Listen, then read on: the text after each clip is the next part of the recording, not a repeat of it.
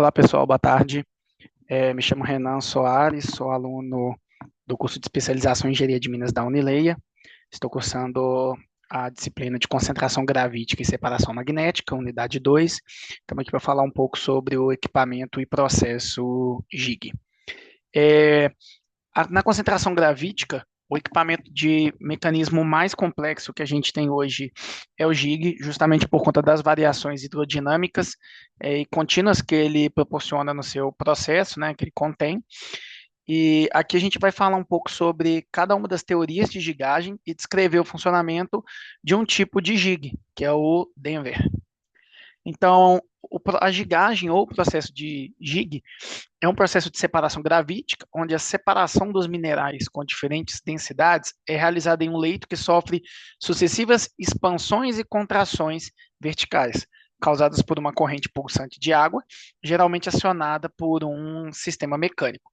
É considerado um método gravítico complexo, como a gente tinha mencionado, porque ele se baseia justamente em variações hidrodinâmicas causadas por esse fluido.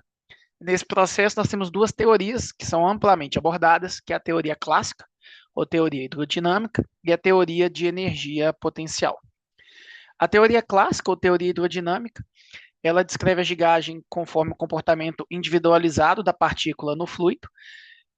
Na teoria clássica, a separação das partículas ela ocorre principalmente quando o leito está aberto e dilatado, ou seja, o pistão, né, ou o êmbolo, que faz justamente a compressão e o movimento do fluido, ele vai estar para cima, nesse caso a gente não tem compressão, e os mecanismos que levam à estratificação nessa fase são a sedimentação retardada, né, aqui ela está retarda, mas também tem o mesmo significado, e a aceleração diferencial. Né, e nesse caso ele acentua a sedimentação retardada. Por meio desses mecanismos, as partículas finais e leves, elas ficam na superfície do leito e as partículas grossas e pesadas no fundo. No outro momento que a gente tem no processo, que é durante a sucção, ou seja, o pistão e o êmbolo eles estão comprimindo o fluido, o mecanismo que atua na separação das partículas, ele se altera. E nesse caso nós temos a atuação da consolidação intersticial.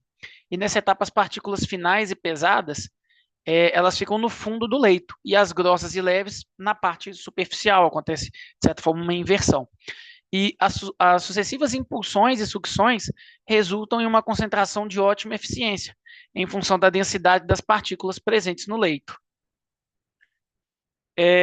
Uma outra abordagem que a gente tem é justamente a teoria da energia potencial. E na teoria potencial, ela visa descrever o comportamento do leito como um todo e não mais individual como uma partícula.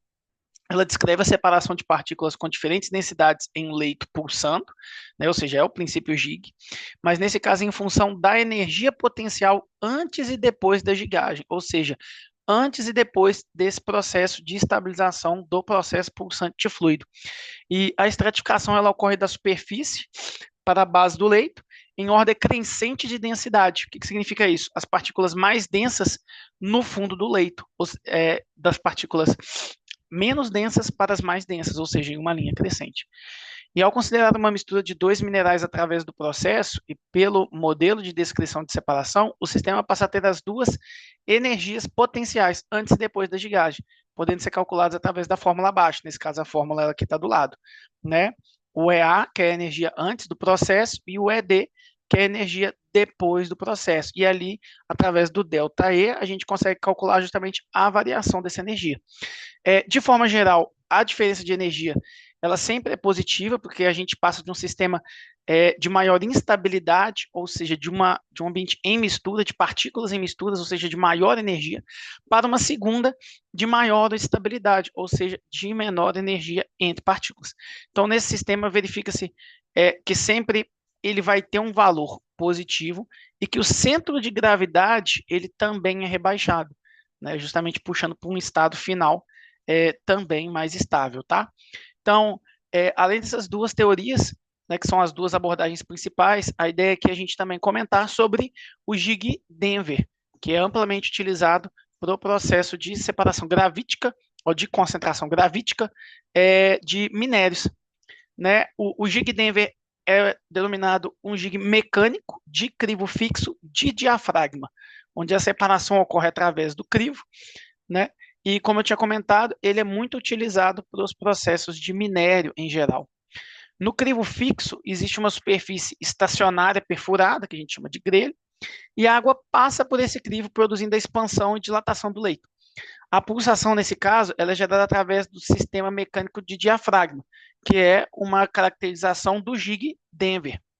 Durante a admissão de água, né, a gente tem a contração do diafragma para admissão do material, enquanto que no momento da válvula fechada, onde a gente não está tendo admissão de água naquele momento, a gente tem a compressão pela expansão do diafragma, gerando um movimento justamente de pulsação.